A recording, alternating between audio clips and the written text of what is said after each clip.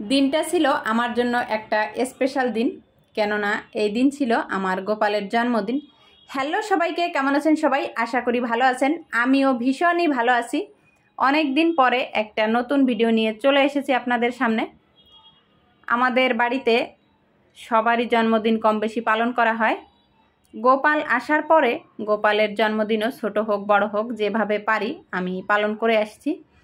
এবছরও তাই করলাম। আমার মামনি অনেক বেশি এক্সাইটেড ছিল, বলতেছিল যে কবে আসবে গোপালের জন্মদিন, আমি গোপালের জন্মদিনে কেক কাটব। গোপালের কেকটা কিন্তু আমি নিজে হাতেই তৈরি করেছি, সব কিছুই নিজে হাতে তৈরি করেছি। তবে গোপালের যেহেতু জন্মদিন, তার জন্য বাইরে থেকে কেক অর্ডার দেওয়া যায়নি, আমি নিজেই কেকটা তৈরি করেছি। এইখানে আমি প্রথমে চাউলের গুঁড়া চেলে নিচ্ছি সুন্দর করে। গোপালের তালের বড়া খুব পছন্দ, তালের পিঠা, তার জন্য আমি একটুখানি তালের বড়া করব। তালটা আগে থেকে রস বের করে জ্বালিয়ে রেখেছি। এখন একটুখানি চাউলের গুঁড়া আর চিনি দিয়ে সুন্দর করে মাখিয়ে নিব। পরবর্তীতে তালের বড়াটা করব।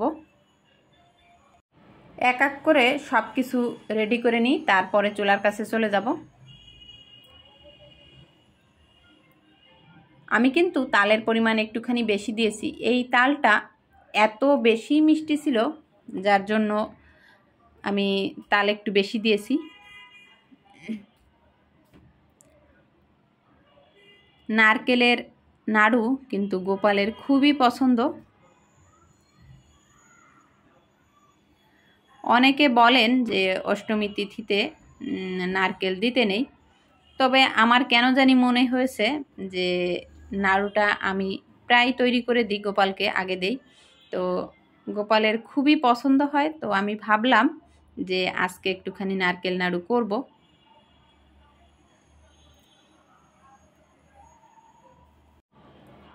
কেক তৈরি করার জন্য কিন্তু ব্যাটারটা আমার সুন্দর করে রেডি করা হয়ে গেছে। সব কিছু রেডি করে এখন আমি চলে এসেছি চুলার কাছে। তো এক এক করে শুরু করতেছি। তালের বড়া প্রথমে করব। সমস্ত কিছু ভিডিওতে দেখানো সম্ভব না, তাহলে ভিডিওটি অনেক বেশি বড় হয়ে যাবে। এখন আমি এইখানে মালপোয়া ভাজতেছি। মালপোয়াও কিন্তু গোপালের খুব বেশি পছন্দ।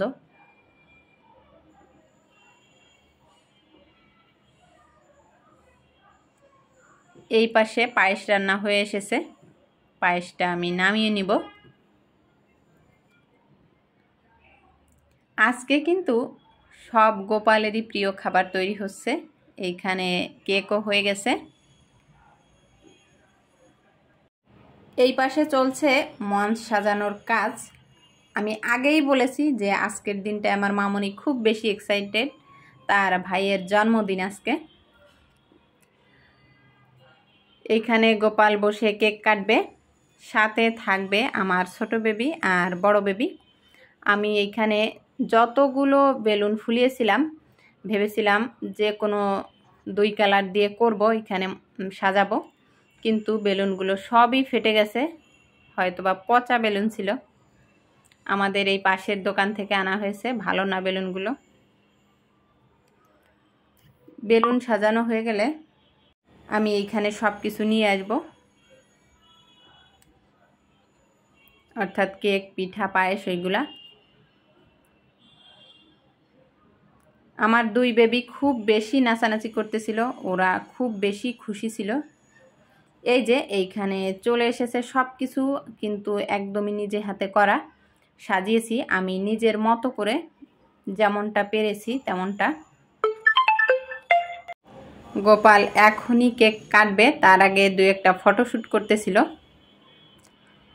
আজকের ভিডিওটা সবার কেমন লাগলো অবশ্যই কমেন্টে জানাবেন।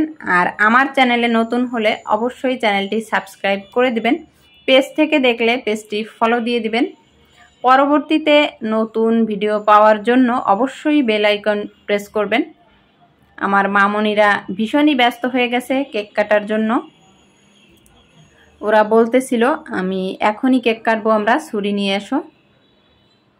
এইখানে চলছে আশীর্বাদ পর্ব।